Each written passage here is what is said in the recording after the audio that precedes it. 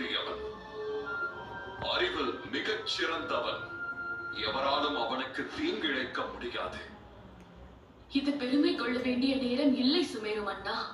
சக்தியும் அறிவும் சேர்ந்திருந்தால்தான் அதை எப்பொழுது பயன்படுத்த வேண்டும், எப்பொழுது அமைதியாக இருக்க வேண்டும் என்று தெரியும். இந்த வயதில் அவன் அடைந்த சக்தியை கண்டு எவருக்குத்தான் பொறாமை வராது? யோசித்து பாருங்கள், என்னவாகும்? மாருதி அவன் அடைந்த சக்திகளையும் சித்திகளையும் உணர்ந்து விட்டால் அதனால் என்னவெல்லாம் நடக்கும்? யோசித்து பாருங்கள். நாம் எதற்காக இருக்கிறோம்? அவனுக்கு நல்வழியை காட்டத்தானே. இதோ பாரஞ்சனை, எதிர்கால பயத்தினால் நம் மகனின் நிகழ்காலத்தை நாமே அழித்து விடக் கூடாது.